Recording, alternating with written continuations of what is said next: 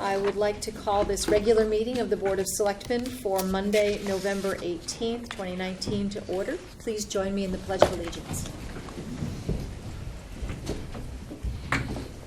I pledge allegiance to the flag of the United States of America and to the republic for which it stands, one nation, under God, indivisible, with liberty and justice for all. Thank you. Okay, we have a number of guests with us this evening to receive an update from the Advisory Committee on Sustainability. The Chairman, Craig Flaherty, is here this evening. And first and foremost, I want to thank you very much publicly. We thanked you last time, but you weren't here, for your great work in achieving bronze status for the Sustainable CT initiative on behalf of our town. I know you all worked very hard. Kathy Finnegan is not here this evening. I know she worked hard. So we're looking forward to hearing from you, Craig, about that process, and if you think there might be a chance for us to go after the silver. So without further ado, please. Good evening. For the record, my name is Craig Flaherty. I'm the chair of the Advisory Committee on Sustainability. I'm also joined here tonight by a couple of current members of our committee, Dan Dalsetti and Carolyn Bain. Everybody on the committee, although we do everything, we're jacks of all trades, we also have specializations for each person. Dan is our man on the ground at the swap shop. He's there usually twice a day, every day, minding the swap shop, managing the volunteers, dealing with customer complaints. So thank him for that.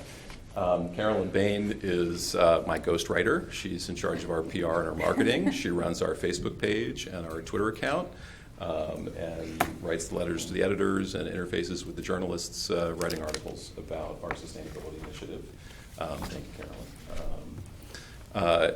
And among many other things, but I figured I'd just highlight them since they're here. We're, of course, hopeful that you'll appoint Pam, who you know, to the committee as well. So we're excited to have new energy and new blood.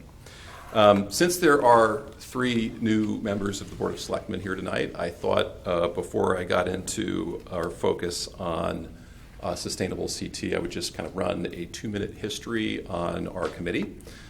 We started out 7 or 8 years ago as the Transfer Station Advisory Committee, not quite a romantic name, but we're given the task of looking at the operations and finances of the transfer station and help onboard the town with single-stream recycling. That quickly developed into a focus on recycling, reducing recycling, increasing recycling and reducing municipal solid waste. And at that time, we were named the Recycling Center Advisory Committee to focus on the need for greater recycling and to focus on the fact that the facility on Ledge Road is the recycling center and transfer station. After that, we actually became the Energy and Recycling Advisory Committee as we took on additional tasks as a part of Darienne's participation in clean energy communities, which was run by the DEP and our power provider, Eversource. And we undertook a town-wide energy audit on all municipal and Board of Education buildings and facilities to understand how much energy we're using. And most recently, about a year ago, we were given the charge to shepherd our efforts to participate in Sustainable CT. Which is a voluntary program, which I'll get into a little more specifically with the presentation tonight. And we changed our name one more time to the town clerk's chagrin, because she's got to keep records on this sort of things, to the Advisory Committee on Sustainability, which really envelops everything we had done previously and now more. We've been very successful both in saving the town money and finding grant money.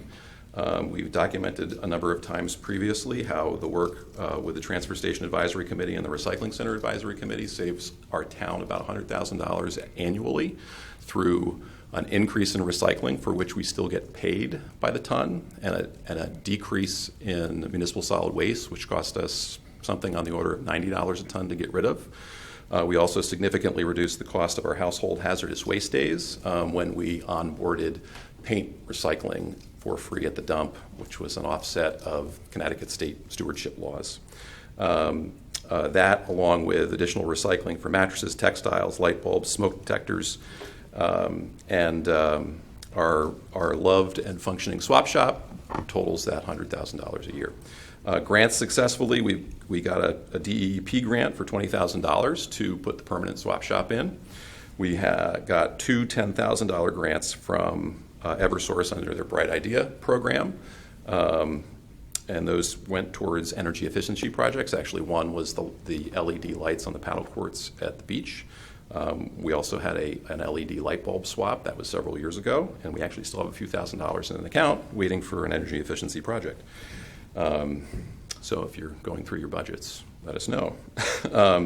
And most recently, we got an $8,500 grant to launch the food scrap recycling program at the recycling center. And so far, that launch, now a year old, hasn't cost the town $1 to have our food scrap recycling program in play.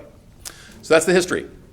So why are we here tonight? One, hopefully you will renew our charge for another year. We have a willing and excited committee of volunteers that have spent literally thousands of hours on behalf of the town pushing these sustainable initiatives. And continuing the similar charge that we had last year, which was continue our efforts to participate in Sustainable CT. So what is Sustainable CT? It's a voluntary certification program that encourages coordinated efforts by local municipalities to take actions to become more sustainable. And so it has an accreditation program where you can be registered, you can achieve bronze level, or you can achieve silver level. 89 communities in the state are now registered, 47 of which are either now certified as silver or bronze. Area silver communities are Fairfield, Greenwich, and Stamford. Area bronze communities are Darien, Ridgefield, Weston, Westport, and Wilton. The goal is to promote economic well-being and equity among all citizens through the creation of sustainable municipal plans that, one, consider the health and well-being of current and future residents, two, respect the finite capacity of the natural environment, and three, the director of Sustainable CT summarized it as that their role is supporting, accelerating, and recognizing sustainable actions. The local level is a powerful place to create change. Sustainable CT supports our towns in becoming thriving, inclusive communities where people want to live, work, and play. And they also have resources, which we'll get to a little bit below. So what are the opportunities for Darien? Why should we participate in Sustainable CT? What do we get out of it?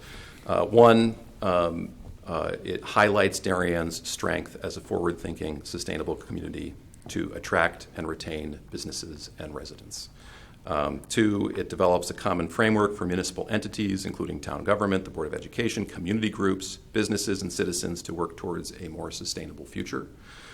Three, we have the ability to collaborate with experts in other municipalities on best practices.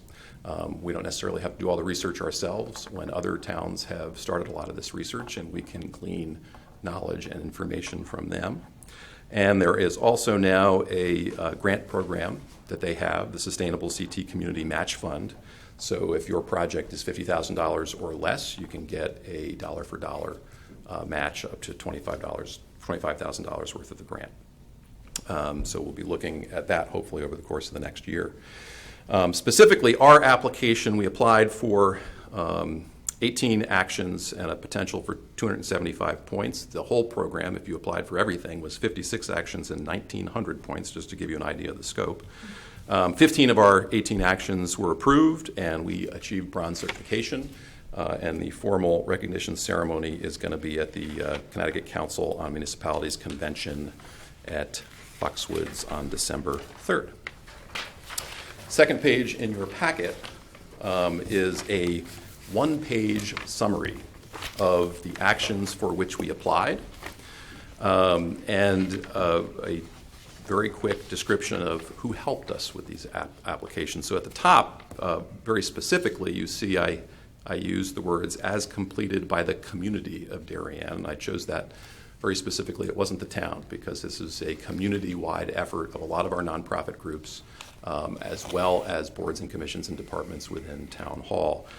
In fact, the green text on this page 205 is, I don't know if you have black and white versions or color versions, Yeah, but black and white. okay. So we listed in each one of the categories the different entities that assisted us, and I counted over 26 different entities that had a part to play in advancing some of these sustainable actions. So those were the roses, and the thorns are on the third page, which were our point opportunities missed. So what had we thought about applying for and didn't apply for? What did we try to apply for and didn't get points for? And so sometimes it was a matter of paperwork and documentation, right? We may have been doing something right, but we didn't necessarily document it in the way that the application reviewers require. But in some cases, we had taken a few steps that made sense, but we, for whatever reason, didn't continue to take steps on that particular action. One of the ones that comes to mind in that is the one at the bottom, promoting public transit and other mobility strategies. So other mobility strategies is pedestrian infrastructure, and we had a very diligent pedestrian infrastructure advisory committee that produced a thorough report, an audit on our pedestrian and bicycle infrastructure. It was a little too old, unfortunately, to qualify for points in this round. But the other thing, we never really took that and developed a very specific plan of action that says we had some public engagement, we asked for comment, and we developed a plan on priorities, and here's how we're going to spend our money for the next 5 or 10 years on our pedestrian infrastructure. Had we taken that second step, that would have been valid for 10 years and worth points. So that's just, I'm not doing this on any judgment level, but just to give you an idea of point opportunities missed and the types of things that they look for. They are trying to inspire action, right? That's the whole purpose of sustainable CT. This time around, we had the ability to catalog what we had done already, pretty much on our own. Not a lot of what we did with this application were new actions solely for the application. It was really documenting what we were doing already.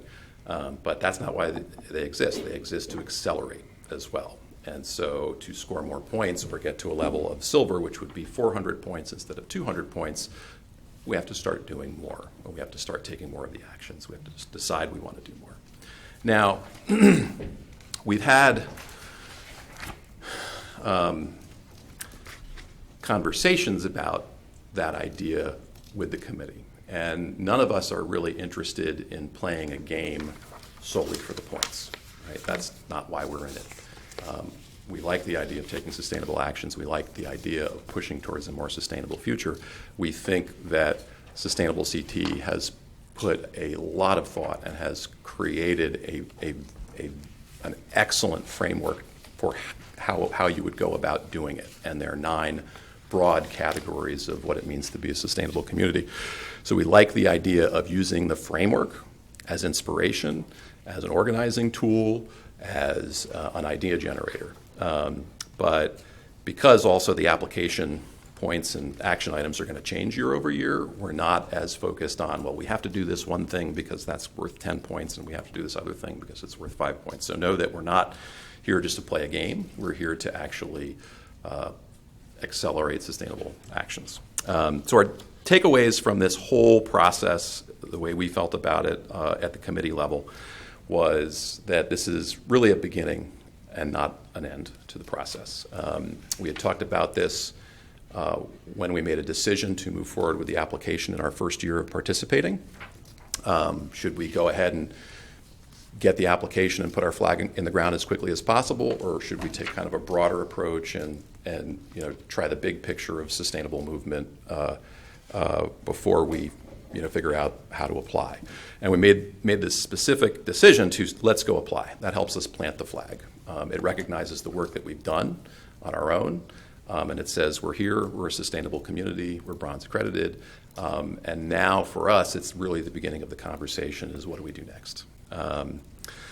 So the actions we submitted for all have a positive impact on our community, whether it's economic well-being, reducing costs, which we've talked about, improving health and equity, or respecting the finite nature of natural materials. Equity, you've heard me use that term a couple of times, and that basically means that if you're taking sustainable actions, is everybody in the spectrum of your citizens able to take advantage of those sustainable actions? So one small example might be the farmers market. Folks without transportation can't necessarily get to the farmers market. B, people that might be on food stamps can't use those food stamps at the farmers market. So in conversations with human services, they developed a coupon program. So they solicited donations, and they turned those donations into coupons that folks could, so that their clientele could use those coupons at the farmers market. So that's one small example of how to apply these sustainable ideas in an equitable fashion so everybody can partake. We feel that Darien has an opportunity that other towns might not to lead in these areas. We think there is also an opportunity to improve communication across many diverse municipal and community groups that are working on sustainable actions. This could be in-person sharing, continued work on our social media, or what we'll get to is improvements to our town website. So just collecting information on what everybody was doing was one of our hardest tasks, right? You know, there's so many, at least 26 that we found, right? And there's dozens more out there involved in these things. Providing a framework so everybody knows what each other is doing is half the battle, right? So you don't duplicate effort or have gaps. And of course, we think basically moving forward, we want to make sure that future planning, whether it's programming, policy, or budget, incorporates new ideas and sustainability. How can we bring it to the agenda? So this gets us to our first list of recommendations, should you choose to continue our charge for another year, what we are interested in pursuing and recommending to you. And so there's 6 or 7 recommendations that I'll go through. The first, described simply, is put sustainability on the agenda. I think my comparable for this is in the construction industry. Many of the larger construction management firms will put safety first on all their construction meetings. And that sets a tone that safety is important to us. And we first want to hear that if anybody has safety concerns on the job site, how we can make it better if there's any questions. And again, what it says is that's what they care about. It sets a tone. So just putting sustainability on the agenda, we think, sets a tone. Doesn't have to be first on the agenda, but we think it should be on the agenda. And it doesn't have to be done in a way that it's a requirement, because what we found through our process was that direct conversations inspired creative thinking. We had the resources already, people in place already, and when they thought of, we could do that. We're doing this already. Why don't we just do this extra thing? And it helped create that innovation. So in that, we look for guidance from you, too, in terms of how the town administers all the various departments and functions. But how can we put sustainability on the agenda? How can you ask your department heads, here's the framework of 9 broad categories. How can we do something sustainable next year within your department? What are your ideas that you can bring to the table? The second is improve access to information. And that would be help working on the town website to find a spot where we could store and disseminate information related to sustainable actions.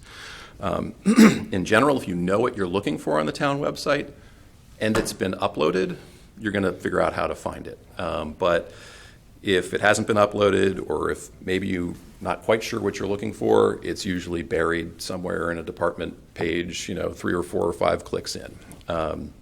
It's there, but it's not apparent. So we would love to see a section of the website dedicated to sustainability and use that section to really populate the information that people might be interested in. Right now, they can all go to Sustainable CT, and look at our application and click through our application and see every page of our submission. But that's not really intuitive for a Darien citizen looking for information on Darien to go to a Sustainable CT website.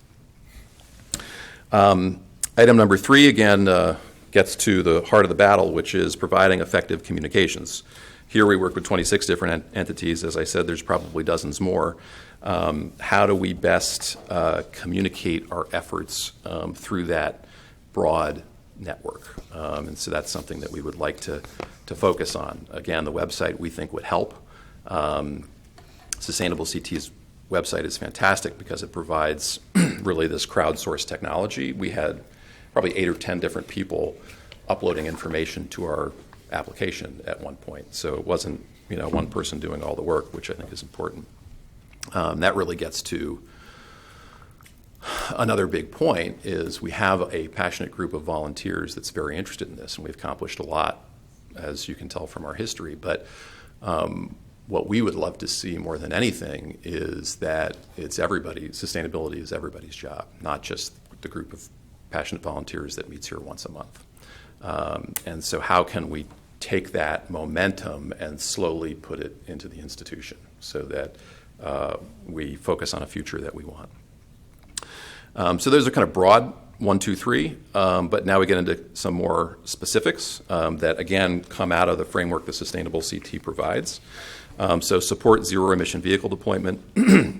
Yesterday, I think we had Ford announce the all-electric Ford Mustang. So if an American car company can embrace an electric vehicle with one of their hallmark brands, we think that defines what the future is going to be. I mean, major automakers are investing tens of billions of dollars in electric vehicle development. And so we want to make sure we are in the right place on this learning curve. So our suggestion is consider which vehicles in our fleet are most appropriate to be all-electric vehicles and consider purchasing one or two of them so we can understand how they work, how does the maintenance work, what are the costs, what are the upkeep, what infrastructure do we need to support it, and start understanding that for what seems to be a clear future of much more electrification in our transportation network. And this is where there are subgroups of Sustainable CT already working on this stuff. There's a Fairfield County group looking at electric buses. There's people that have had conversations with those that have knowledge on this. There's towns that have electric vehicles. And so through this system, we can coordinate with other folks and see how they're doing it. We don't have to do all the research ourselves. Another recommendation is continued deployment of rooftop solar PV systems. Set a goal to generate at least 10% of the town's electricity needs with solar power and develop a plan to accomplish same. So right now we have 5 installed solar PV systems, including one on the roof of this building. All together they have the capacity to generate enough electricity to offset 5% of the entire town's electricity use. So that would be coming straight from solar. There were 3 planned on schools for various legitimate reasons that they were canceled. Basically, we need young rooftops to put these on because you don't want to put them on an aging roof membrane because if you have to replace the membrane, it's expensive to take the system on and off again. But we have to replace our roof membranes in a lot of our elementary schools, and so it seems logical that we would follow that program with more solar PV installations. Involve the Board of Education in sustainability goals. At this point, we had reached. So Mike Lynch has been great on our recycling efforts in the past. He was great to coordinate with to try to get some solar PV systems up and running on their schools. We did a lot of work in the school systems with recycling, but we really haven't bridged the gap yet to engage them in a conversation about this broader framework, and that's one thing that we'd like to start doing. I have a day job, so I can't do it all the time. And then the last one is avail ourselves of available matching grant funds as described. Sustainable CT as a matching grant program. So we'd love to pick a project or 2 or 3 that makes sense for these matching grants and see if we can push that along. Maybe it's installing a electric vehicle charging station somewhere. Maybe it's having a part-time intern to help push some of these actions along. These are just some of the ideas that have come up at the committee level. So the other thing that we recommended, did I miss it? No, I did miss it. Implement a sustainable purchasing program. Again, this is a way of putting sustainability on the agenda. At that moment, when you're making a purchasing decision on behalf of Town of Darien, we are suggesting that there's some consideration given to sustainable options. We have produced a very simple one-page policy to show you what that might look like. We very specifically don't want the Town of Darien to get into a policy that defines exactly what sustainability is in terms of purchasing products, but that we do ask that when money is being spent, that we've considered it. And that is there for your consideration. I provided the match fund information. I provided, I thought I had on one of these, the 56 different actions that you get points for. I don't see it here. Oh, yeah, there it is right there. This was the 56 different actions that you can get points for. That really gives you the framework and the 9 broad categories that they work within. And then a 12-page summary of our successful application is also attached for your records. That's the end of my presentation. My voice is getting a little scratchy. I'd be happy to answer any questions you have. That was great. Very comprehensive, Craig. Just a little walk down memory lane to thinking about when the swap shop was developed. Some of you might remember we used to have the town-wide big trash pickup where for weeks people would put their goods out on the street and DPW would come by and pick them up. So around that same time when things were beginning to take root here, we changed that process and now you can dispose of those items by appointment only. So I think that that's really helped to reduce the amount of usable items that were otherwise going into the waste stream. So you guys have done an amazing job. I think that that in terms of putting sustainability on the agenda, I know that there's some very concrete things that we can, should, and will do going forward. I believe that it largely has been on the agenda, just not in a very overt way. So we look forward to doing more in that regard and really appreciate your partnership. I'd love to open up to my board for questions of you. Just a general question. So the bronze status, is that for how long? Is that a year, or what is the time frame for which that's Yeah, great question. applicable? So the accreditation lasts for 3 years. So when I consider whether or not we would jump up, I generally give us about 3 years to do so. That gives us kind of a year of planning and budgeting, right? Because some of this stuff might actually start costing money. And then a year of implementation. And then it's nice to have a little documentation to show how you're complying with their standards. So about 3 years is what I'd say. Questions? The fantastic work that you guys have done. Incredible. Thank you. Thank you. Kip, David, any questions? The new school building standards by the state require what they call high-performance building standards. And as I understand it, it's a kind of equivalent to silver leads. So we discovered all this when we were doing our work on the Oxford system. So, you know, all the systems that you can imagine are up for grabs in the school and actually mandated by the state. So with regard to new schools, I think you're covered because the state's already said we're going to you have to meet this. Yeah. With regard to the older schools, you're right, the roof is the issue on solar panels. We're actually planning to move existing solar panels to another school in our Oh, Oxford flip is out. just going to move you. Yeah, because we've got, You don't need them. we have these panels on top of our building, and we own them for the next, we don't own them, we have a lease agreement that goes for the next another- 12 years. yeah. So we've got to find a place for them rather than pay off, and we have a place for that. So that's continuing. Yeah, I mean, I think I think there's two components. The State of Connecticut Building Code and the International Building Code have come a long way on mechanical and energy systems within new buildings. And so, yes, those are basically akin to where lead silver was when it started. I agree. But the function of a building also requires buy-in from its occupants and users to run sustainability. You know, the easy thing to pick on, unfortunately, is food services in our schools. You know, every tray is thrown out.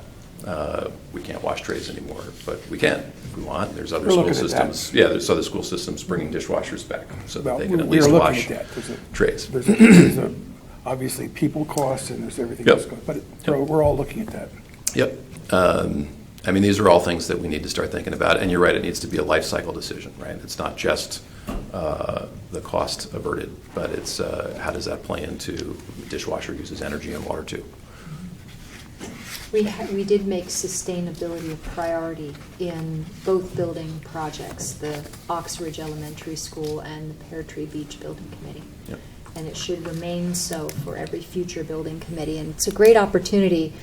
I see how difficult it is to document the things you need to document in order to achieve certification. So, you know, staying in touch with the work of the building committees, and now the movement of the solar panels to another school certainly can begin that information gathering early in the process.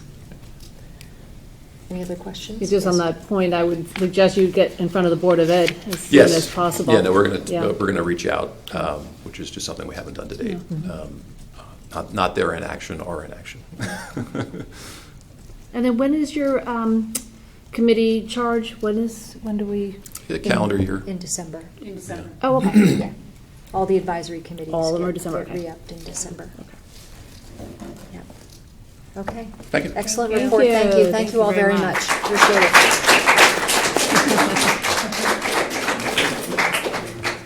it. I should also share with you, I've shared with others that I had the opportunity to speak to a group of realtors 2 weeks ago. And I told them of your good work and resulting in the certification. It was the one issue that they wanted to follow up on, and they wanted a copy of your application so they could understand, because it's very important to the people that are looking, as you said in your comments, Craig, people that are looking to move here. It's a differentiator. You know, it sets us apart. So I thought you would be gratified to know that people do care. So, Thank you. yep. Okay, thank you very much. Next up, we are going to receive a presentation from members of the Depot and several different groups that are here tonight. SAD, the Student Governing Board, RespectWorks, Student League of Darien, Helping Hands, and Girls Night Out. So please come forward, whoever would like to speak to us this evening. Oh, I like your shirts. Yeah. Thank you. These are great. Hello, my name is Andrew Popson. I am the president of Helping Hands Club, and I'm a sophomore at Darien High School, and these are my board members. Terrific. I'm Nick Hoyt. I'm a senior at Darien High School, and I'm the vice president of this club. I'm Jack Briggs. I'm a junior at St. Luke's High School. I'm vice president. I'm Caitlin Popson. I'm a senior at Darien High School, and I'm also a vice president. I'm Colleen Hoyt. I'm a sophomore at Darien High School, and I'm the secretary of this club. Terrific. Helping Hands is a nonprofit organization, and our mission is to fully stock the Human Services Closet at Darien Town Hall. The closet is an invaluable resource to any person, especially families who are struggling financially. It provides them with essential everyday goods such as hygiene products and cleaning supplies.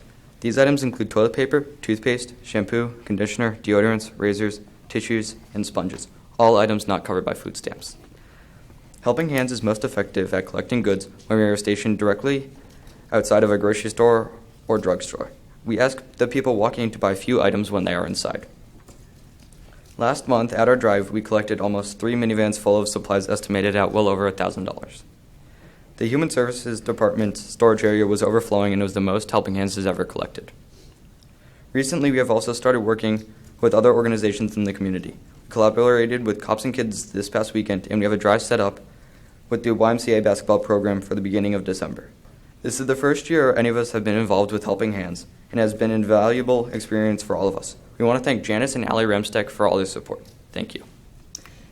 Can you tell us how long Helping Hands has been organized? How long have you been I believe it operating? has been 4 years, but we only took over recently. There was Okay. 2 prior seniors who just left the club this past week. Terrific.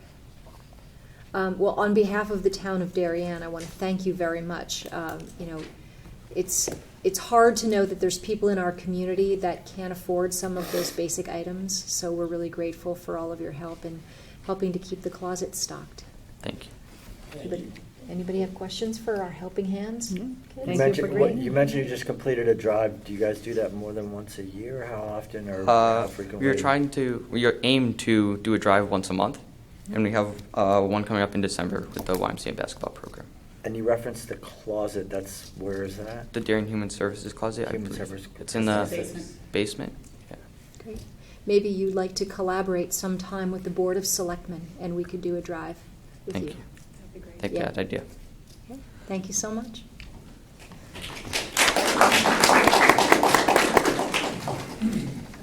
All these awesome T-shirts. Okay, RespectWorks.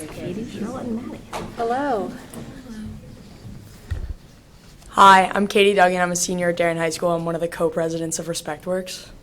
I'm Charlotte Solger. I'm a junior at Darien High School, and I'm also a co-president. I'm Maddie Joyce, and I'm a senior, and I'm also a co-president. So RespectWorks is a club, us and probably like 10, 20 other kids in our school that we work closely with the DDAC, which is the Darien Domestic Abuse Council. They counsel and mentor us to learn more about domestic abuse, and they train us to be able to be prepared for that in the high school setting and the college setting when we go off next year and next few years. It's definitely a new club. It's around 2-3 years old, but we're all new members as of last year. Yeah, we just kind of focus on learning ourselves so that we can teach the rest of our community how to learn the signs of domestic abuse and teach others and kind of spread our knowledge. So far, we've done 2 hour-and-a-half training sessions with Rita and Sue from the Darien Domestic Abuse Council, where we just kind of learn the signs. We've done some role plays with them, where we practice reenactments about situations that we might not know how to handle, but we can work through them. We also work with Officer Ali Houdima from the Darien Police Department, who has seen things firsthand that we hear of but may never see. So we get her sight, and we just kind of learn the broad issues. And we've also taken like assessments to make sure that we are educated before we kind of pass our knowledge on to others. Okay. Do you guys ever have forums where kids come back from college and share their experiences, maybe some difficult interactions they might have had? We have not yet, but that's actually an interesting idea that we should probably. I think because the club is so new, we haven't like reached the point where people are coming back yet, but that's definitely something to like grow on in the future. You mentioned eventually sharing your knowledge with others. Do you guys have something in mind that's sort of percolating around that you're thinking about trying to do? So we're developing like our Instagram right now and kind of our social media, which we're aiming to kind of spread facts once a week kind of thing, to like spread knowledge to the community, like I said. And also we were thinking about putting up around the school just like signs, posters, little things to get people thinking. Last year we did a good event where we wrote down facts about domestic abuse on like rally towels, and we sold them at the hockey game, the high school hockey games, and so the kids had them in the stands, and it was like an interesting way to learn the facts and get acquainted with it. Great idea. Mm-hmm. One last question for some of us dinosaurs. How do you generate eyeballs in something like Instagram? I get it for people that are posting like really cool pics or videos or whatever, right, that automatically draw kids to them, right? But your subject is a little harder maybe to get kids to gravitate to. So how do you do that? Well, on all of our like current Instagrams, we can put stuff on our stories advocating for it, and then around school also we can like use the tag and put it on posters around the school for people to like just search it up right away on Instagram, and then it would come up. And it's definitely good to be affiliated with the Depot, which has a stronger, more established presence that they can promote us, and then that brings people to our page. What is your tag? Does Respect Works? Yes. Not Respect Works Darien or, no, okay. Awesome. Any other questions? Thank you, ladies. Yeah, No, thank you. Good Great work.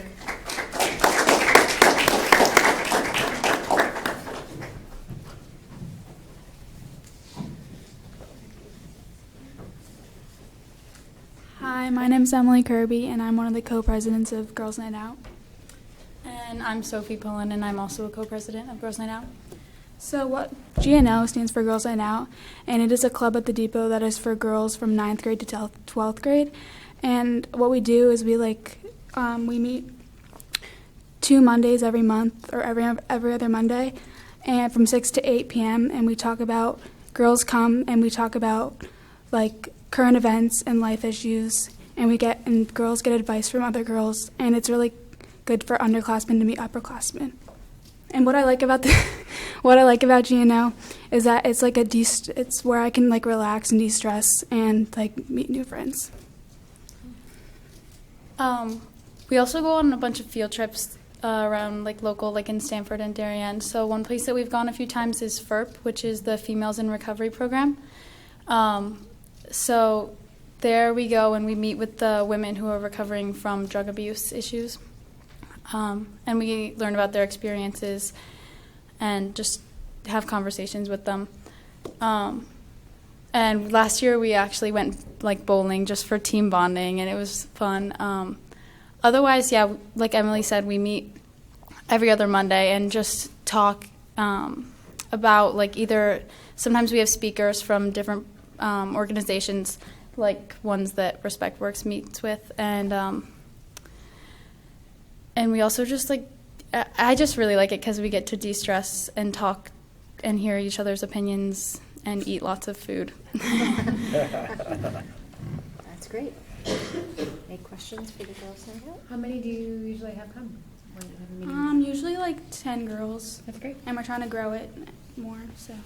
That's great. And it's a good mix, though. We have like a good mix of seniors, juniors, sophomores, and freshmen, so we can all talk to each other. That's great. Thank you so much. Great, thank you.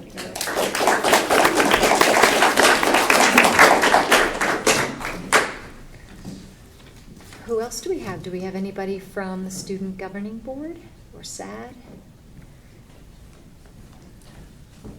Hello, everybody. I am Ben McDermott. I'm a senior at Darien High School and one of the presidents of the Student League of Darien. So the basic gist of our club is it's a bunch of boys ranging from 9th grade to 12th grade, and we meet 2 Mondays out of the month, and we hang out in the back room of the Depot and eat pizza and kind of just hang out and talk about football. However, it's way more than that. It's a good club for some of the younger kids, like freshmen and sophomores, to get to know some of the older kids. I know it was a good thing for me when I was a freshman and sophomore to get to know some of the juniors and seniors, and it made high school a lot more fun to know kids and just felt more comfortable with the stressful load going into high school. Overall, it's just a fun thing to do on Monday. High school is pretty stressful, and looking forward to something on a Monday night when usually you're just doing homework. So, yeah. That's great. Not to be outdone by those girls. We're right after them, and we get do you meet on the same Monday or you we get alternate their Mondays? leftover pizzas sometimes. So that's always nice. That's terrific. Great. Thank you, Ben. Thank you. Of course. Yeah.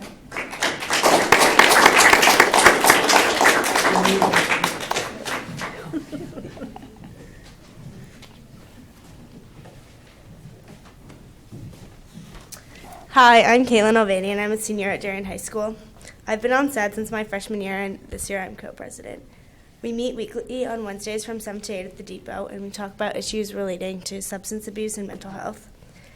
So far this year, we've brought a number of speakers in to talk to the group, and we plan on having a lot more throughout the rest of the school year.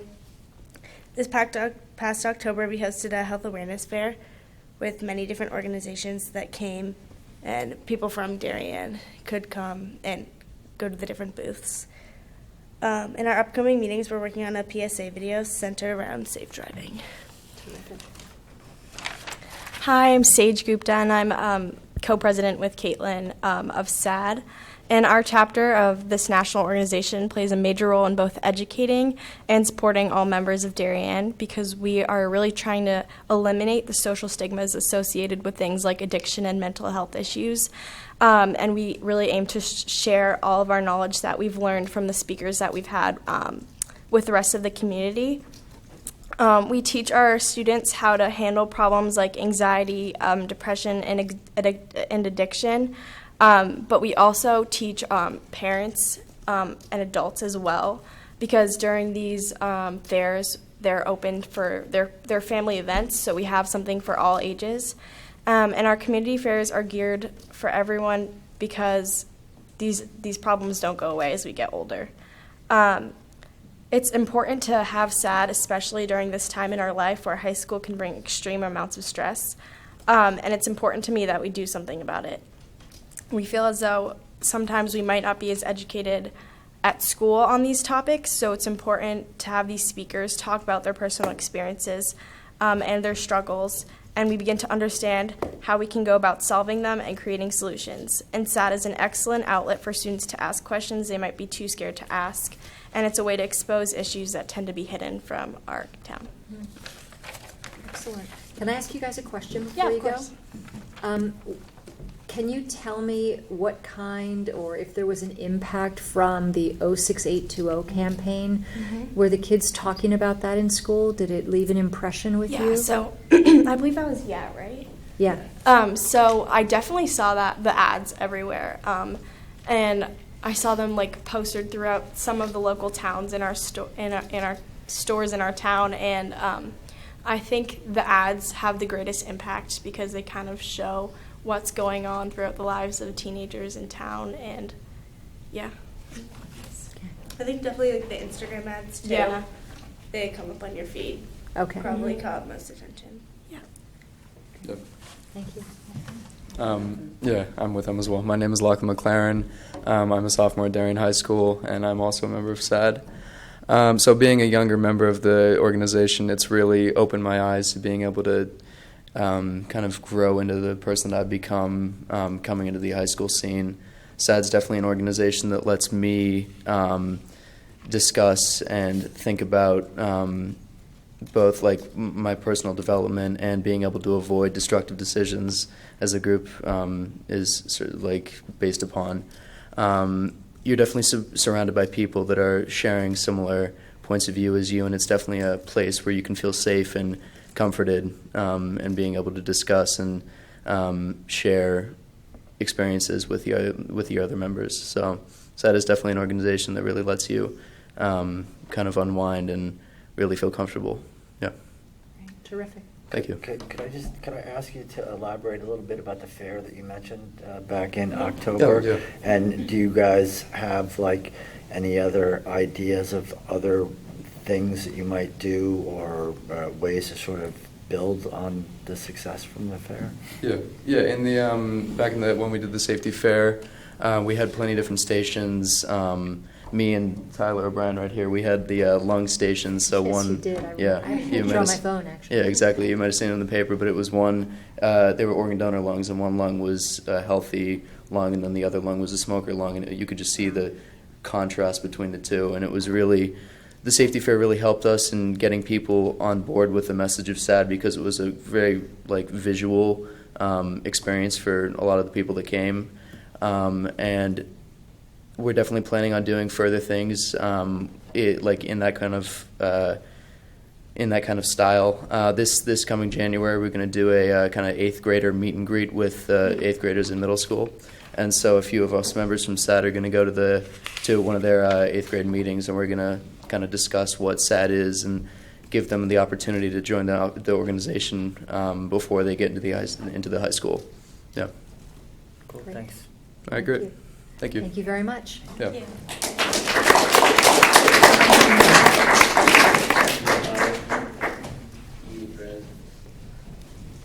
Hi, my name is Tyler O'Brien. I'm co-president of the Student Governing Board, and I'm a senior at Darien High School. And my name is Georgia Sheehan. I'm a junior at Darien High School, and I'm a co-vice president of the Student Governing Board. So I joined the Student Governing Board freshman year, and I've been an active member ever since. And throughout my high school career, going to meetings every week and volunteering at events throughout the year has given me a break from schoolwork and something to always look forward to. And being able to help others is very important to me, and I'm happy that the Depot has given me the opportunity to do so. The Depot is also allowed me to connect with others and become involved in the community. Not only does the Student Governing Board help out at community-held events like the Tokenique Pumpkin Carnival and the Tilly Pond Model Boat Regatta, it also creates and hosts its own events like the Depot Car Wash and fun events for younger kids. And one of my personal favorite events is the Commuter Breakfast, where Student Governing Board members wake up early and give out breakfast to people at the train station who are on their way to work. And I am very grateful for everything that the Depot has taught and done for me. It has helped me to realize some of the most important things in life, to be a compassionate person, to listen to others, to make close friendships, and to give back to the community. And I'm glad that I've been able to do all these things through the Depot while having a good time. Great. I'm going to be talking on a more personal level. So as you know, I'm a senior at Darien High School, and I serve as the co-president of the Darien Student Governing Board. And I began to serve on the Depot board in my sophomore year, and my immediate interaction with the Depot was volunteerism, and I fell in love with how good it felt to be able to help others in the community, and I found the Depot to be a great source of that happiness. However, one of the main reasons I have returned to the Depot year after year wasn't solely reliant on my volunteer hours count. Along my time spent on SUB, I found that friendship was guaranteed among crossing the Depot threshold. Once you walk past those doors, you are welcomed into open arms from Janice, doing the best of her abilities to always make you feel safe, cared for, and always loved. And I have always felt that every minute that I share a room with her.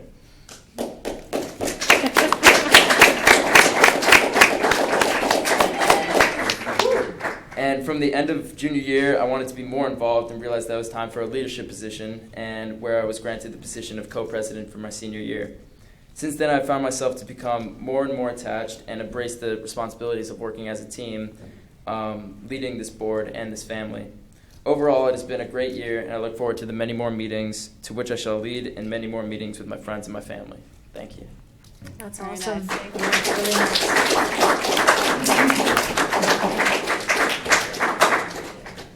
You guys are all amazing. Thank you so much for coming. This was a great format.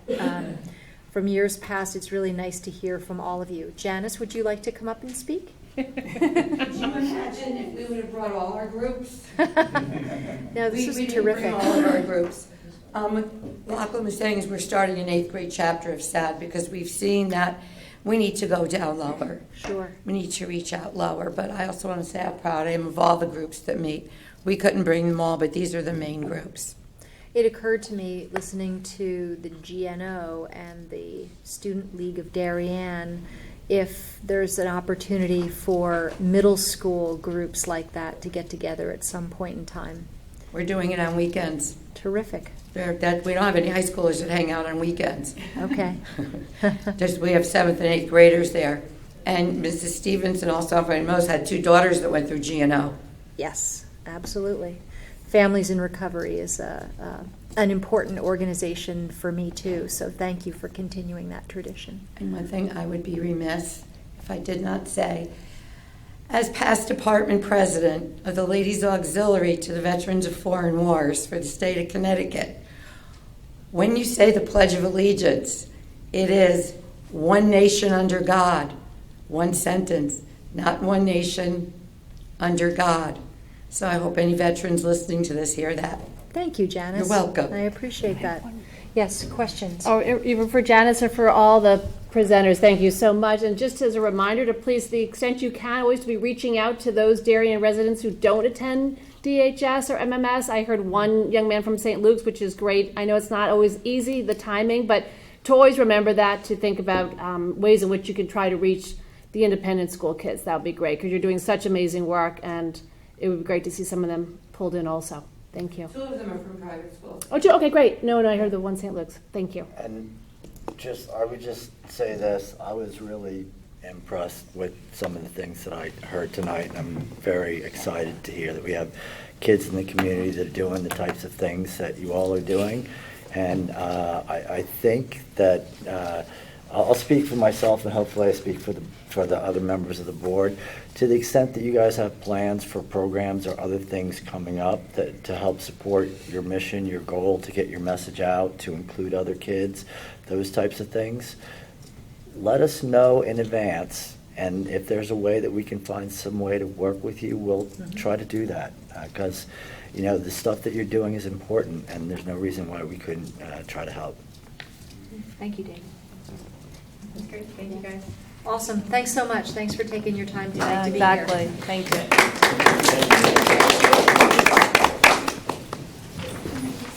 Okay.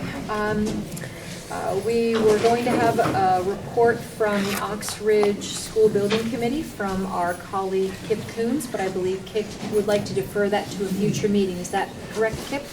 That is correct. Okay, terrific. So first Selectmen's report, mine will be short and sweet this evening. I just want to let you know that tomorrow evening I'm going to attend the Parks and Rec Commission meeting to talk about the Pear Tree Point Building Committee and that process. So It's tomorrow, Wednesday. Wednesday evening, 7:30, I believe. Yep. Okay, let's see it for me, Kate. Two things you may have noticed on the first floor that we are redoing the reception area. That was designed to provide greater security for our receptionist, parking administrator, and to improve the work area. So hopefully that will be done shortly. We're looking forward to that. The other thing I just wanted to update you on Highland Farms. We did choose a contractor by bid back in October. They were unable to get to work right away, and then after the time, clearly the weather became not conducive to the construction. And in discussions with them, we felt that what we could do now would leave the property in a condition that would be unsightly for the neighbors. So we don't want to do part of the work now and the rest of the work later in the year, after the first of the year. So we're going to delay installation of the parking lots until the weather warms up again. So look for the construction to start, say, in March. That's great. That'll give us time to do neighbor outreach and get the landscaping plan so that it all can happen together. Okay.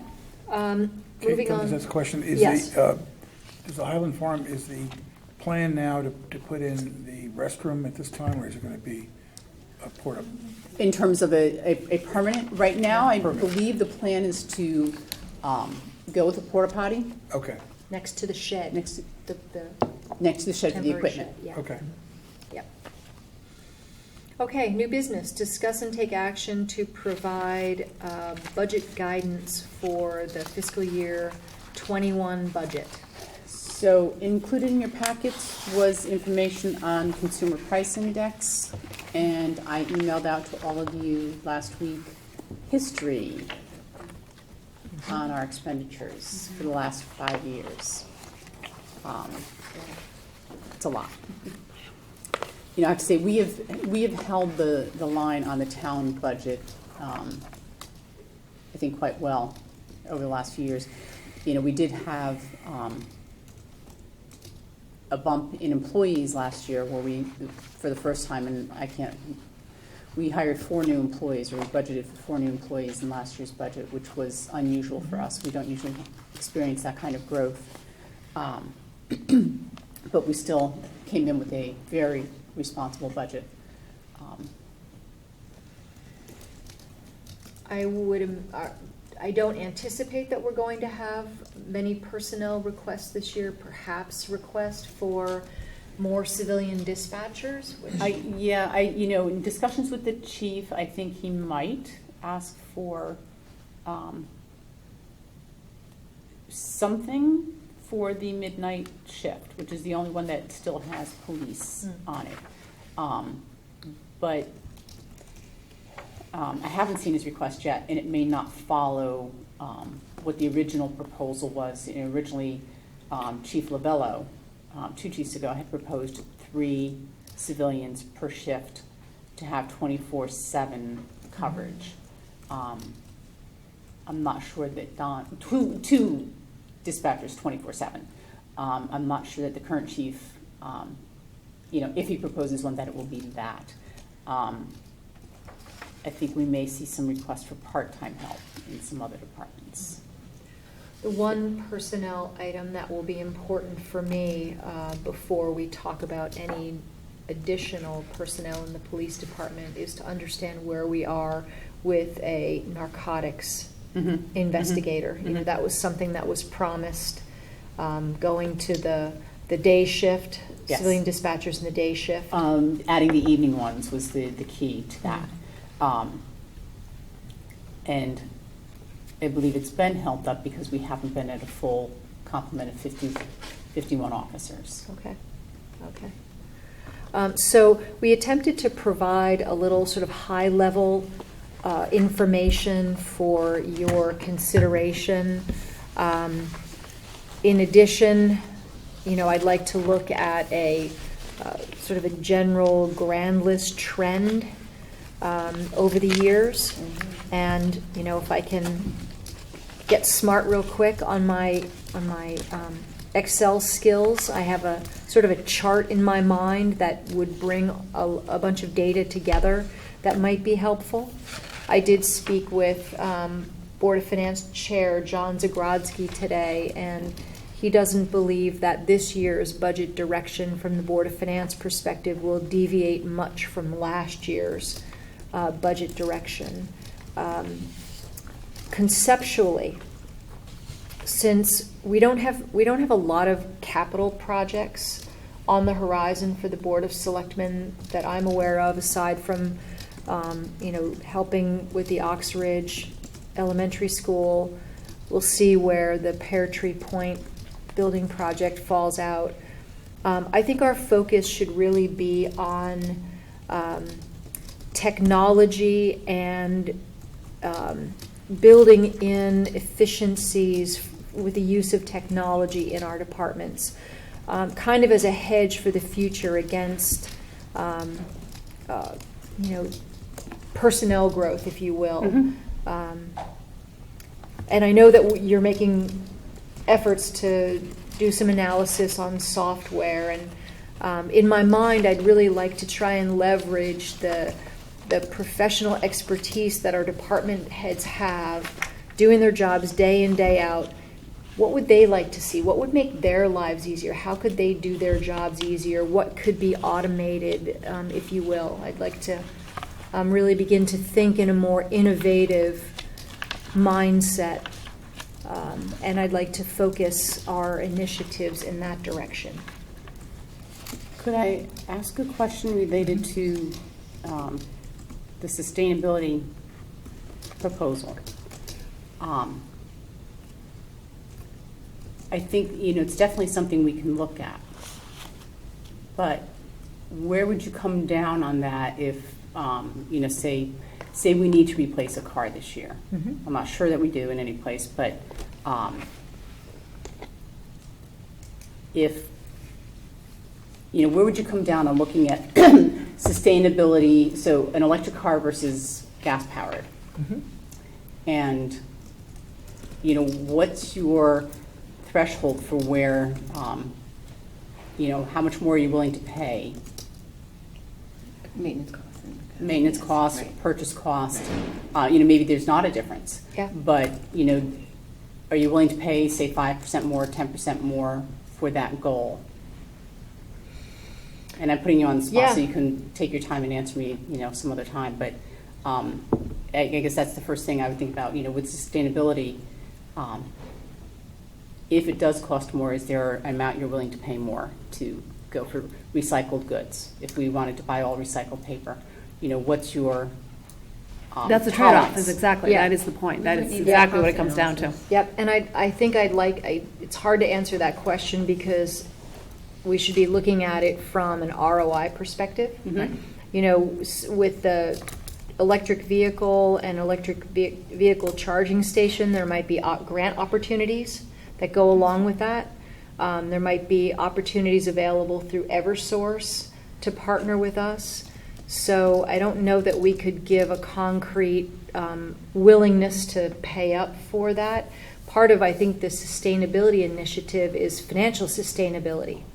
So I think we want to be mindful of the cost of those implementations. But certainly would be looking for direction from the advisory committee on initiatives that they feel would have, a good long-term return for the community.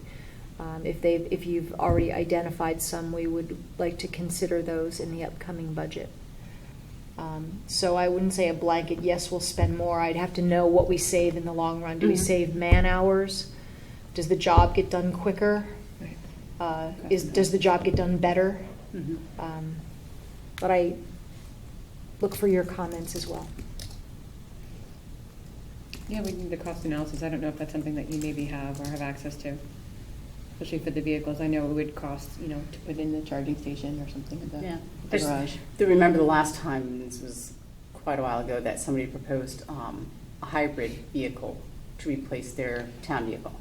And the Board of Finance, a member of the Board of Finance did the analysis and said no. That the expense was not something that they were willing to incur for that purpose, but becoming more clear that we need to do more to be sustainable.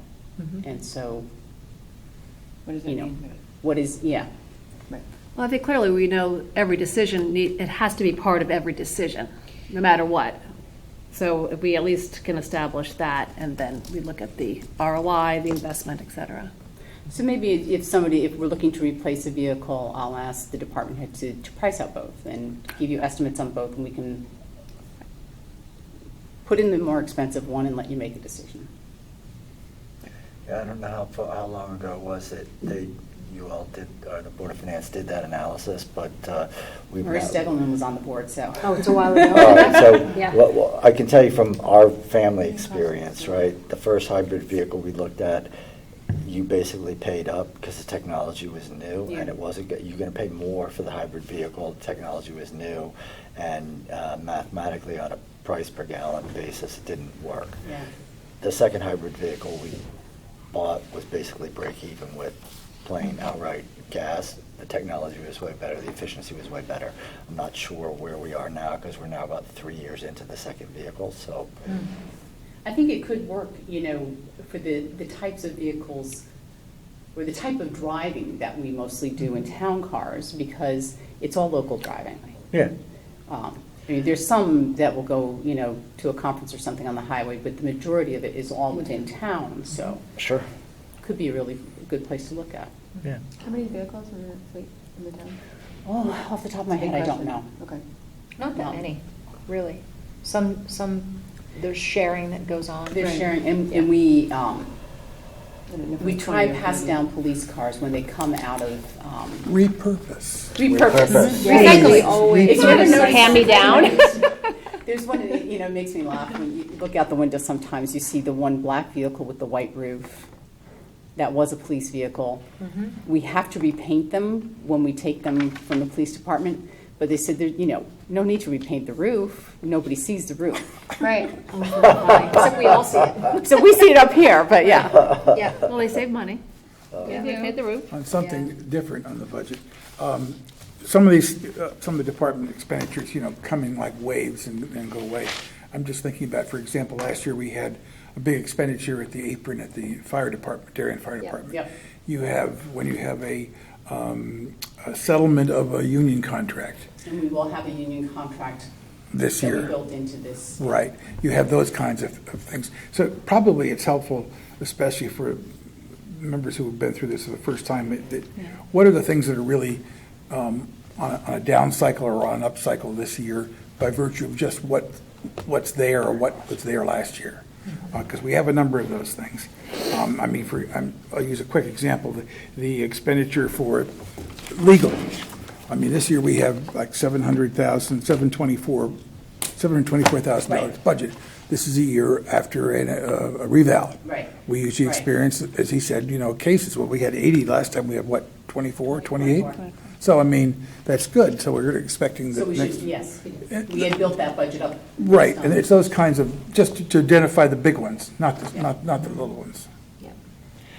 So remember, this is our opportunity to help Kate communicate to the department heads on what we think our priorities should be, and for them to set their priorities as well when they draft their budgets. So,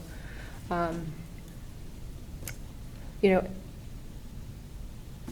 the biggest message that I heard during this past election cycle is, please don't raise my taxes. And we know that that's, I will go out on a limb and say it's impossible to do with the contractual obligations that we have, both on the town side and on the Board of Education side. Certainly, the Board of Education is the primary driver of mill rate increases in the town. So, as a new board, we always say that if we want to make meaningful impact or look to mitigate cost increases, you have to begin to look at what services you might not wish to deliver any longer. And so far, our community has not expressed a desire to change or limit the services that we provide. And the department heads have done an extraordinary job of really being efficient with the money that they spend, and typically not spending their entire budgets by the end of the year. But it's certainly something that's open for conversation with a new board. If there's things that we do that maybe we should be out of the business of doing, that's an important discussion during the budget season. So I would be remiss in not sharing that.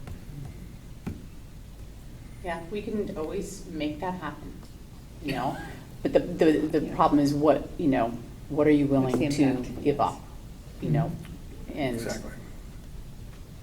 Yeah. What is the impact, Jess? Yeah. I guess when the presentations come, I still would like to hear what their thoughts are, even if it's not something that is feasible now, at least to get it out there.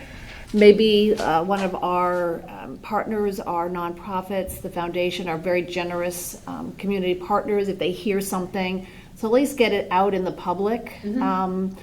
I don't want them to cull because they're worried about what we might say. Okay. So that's what I would like to personally hear. It may not fly this year, but at least it's out there. We're thinking about it, and then if we hear it again next year, and it's the argument for it is again raised, or somebody else picks up on it. Yep. So let's keep the ideas flowing. Yep. They may not all go, but that's what I would ask. And I do generally, you know, whatever your guidance is in terms of like, if you have to say, try and keep it to zero, I do tell staff that if there's something you really believe we should be doing, put it in the budget. Ask for it.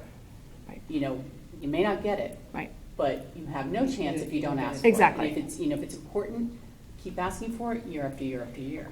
See, that's Because what I don't want to it's- hear in 4 years, you know, God, if I'm Right. still here, Yeah. that, you know, I've been thinking about this for 4 years, and that's the first time we hear it. Right. That, I think, is unfair to sort of everybody and the taxpayer. We want to hear about it so the case can continue to build. So that's. So what I'm hearing you say is give us your need to haves and your top list of like to haves.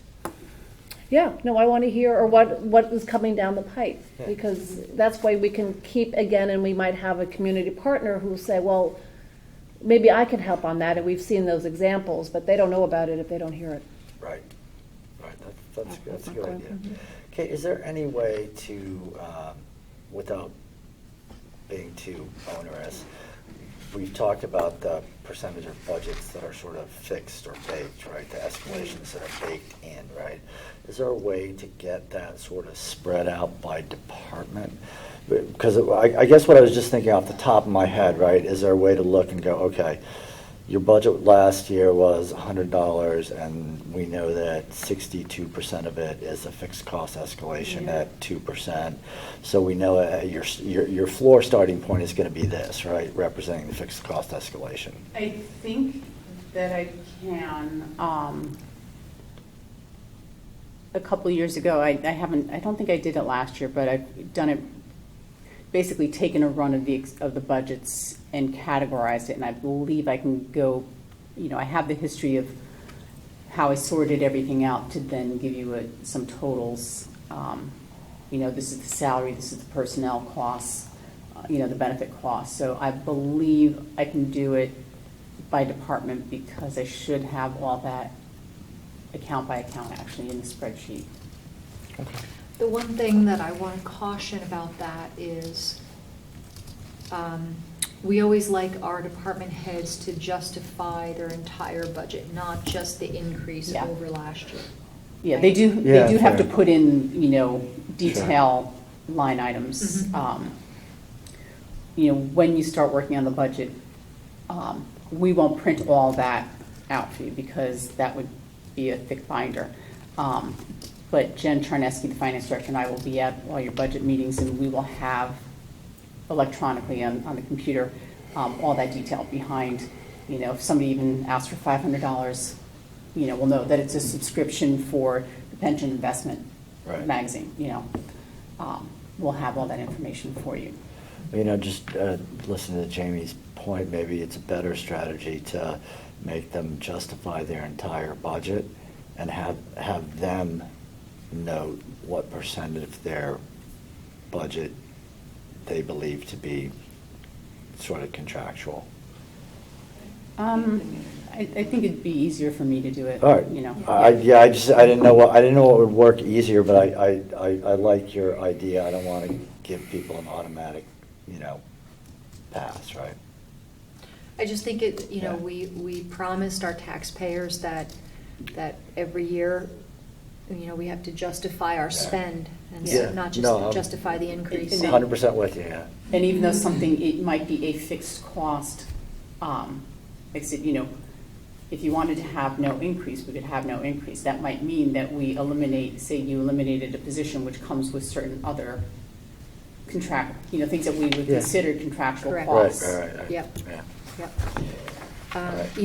Again, back from a big picture perspective, we have to remember that folks are really probably just digesting the full impact of not being able to deduct their state and local taxes, right? Yeah. And for many, property values are down.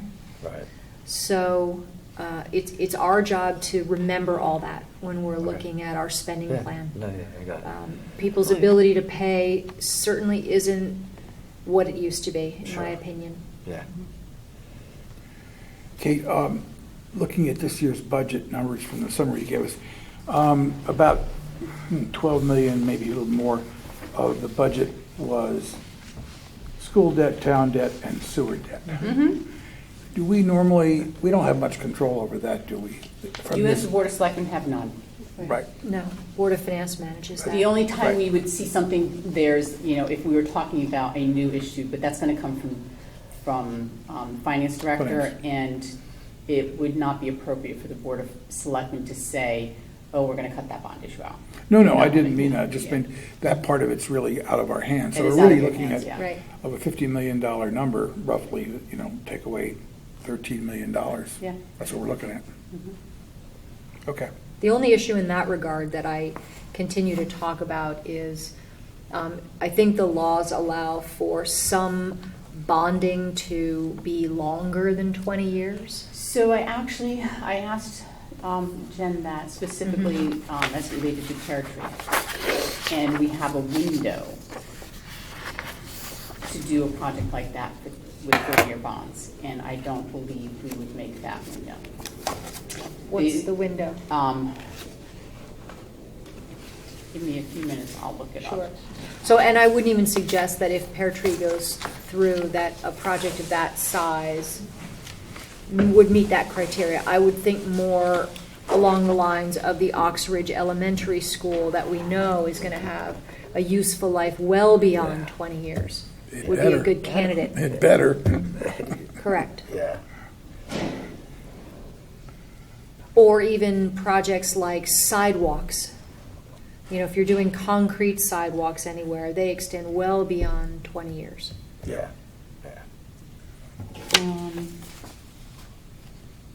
But, I actually asked her about the new train station. That's what I was thinking, train station, that was what I was thinking, yeah. She said we could do 30 if we issue before July 1st, 2022. Oh, The okay. legislation was allowed for 30 years if issued between 2017 and 22. Okay. Right, but So that lets us go out to 30 years? That lets you issue for 30 years. You can still issue for 30 years for sewers. Yep. And I think schools can be 30 years. Okay. I think that special exception was for other construction projects, but I'd have to ask Jen. Yep. And again, I'm not suggesting that as a way to manipulate our financing, but clearly with infrastructure projects that we know have even a useful life beyond 30 years, it certainly is a tool that I think I would like the Board of Finance to look at that. Yeah, I would think that they consider the useful life. I know that they have done it when they felt the useful life was less. They've issued bonds with a lower life. Sure. That would match traditional corporate finance theory. You Yeah. try to finance the useful life of the project. Definitely, yeah. So, do you think that you have enough of a direction from us? Okay.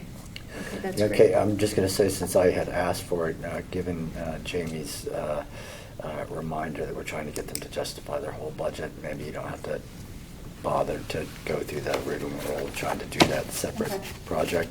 We can ask about those things in individual reviews. We don't have to have you do a whole separate project, Yeah. because I know you have more than enough stuff to do. You'll see it. Yeah. You'll see it when we go through Yeah. each budget, Yeah, each that's department's fine. budget. Yeah. Okay. Anything else, Sarah? No? That's good. Thank you. Okay, great. Okay, discuss and take action on the 2020 regular meeting and budget workshop schedule. Does anybody have any changes?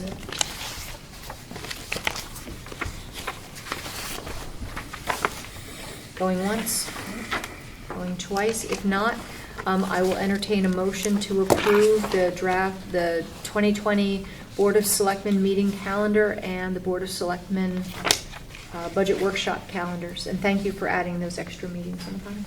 And I'm sorry, we're going to do 8:30 or 8:45? 8:30. I polled the department heads, and by a 5 to 4 margin, 8:31. 5 to 4. 5 to 4. Close. Not everybody responded. Get it done. Oh, they don't respond, then they're going to get. They get They get- 8:15. I they gave get- them the deadline, said you got to vote by this time, and the majority rules. All right, 8:30 then. Okay, so I'll entertain a motion. Motion. Okay, David moves, second, Sarah seconds. All those in favor? Great, thank you very much. Okay, discuss appointing Board of Selectmen liaisons to various town boards and commissions. Thank you all for getting back to me with your areas of interest. I do want to say that we always want to direct your energies in areas that interest you. So thank you very much. I am going to recommend, and we'll get to this under appointments, I'm going to recommend that we appoint David to the Blight Review Board, and we're going to appoint Sarah to the Thriving Youth Task Force, and Krista to the Pear Tree Beach Building Committee. I would also like to have a very brief discussion, which we could continue at another meeting, in the interest of enhancing collaboration between boards. I would like to ascertain your interest in sort of more formalizing the liaison process with other boards in town. Board of Finance, Board of Education, and any other boards you think might be important for us to really be paying attention to the work of those boards. So I'd like to have you think about that a little bit. I have some ideas in that regard. So if everybody's okay with the assignments that I just laid out, I didn't give Kip a new assignment because his hands are full. You're get a big assignment without Pass. Yep. Yeah. What, 24 hours in the day and then there's the night? Pass. You already have your assignment. Does anyone have anything further to add on the discussion of the liaison appointments? Yeah, thank you. No? Okay. All right, then we'll get to those actual appointments in a moment. We brought back the transfer request for monuments and ceremonies, cemetery cleanup. Thank you. I think I saw, David, I saw your email to Kate, and I think the write-up is more clear now. Thank you. Does anyone have questions for Kate on this transfer?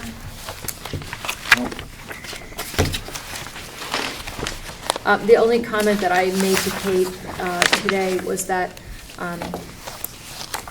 the cemetery committee of the Monuments and Ceremonies Commission, they have worker bees that do some work. They also contract out for some of the work that they do. So we might want to have a more robust discussion about what exactly they do and how they do it during the budget season. Yeah, I was going to say, I think you'll have that opportunity. Good. Yeah.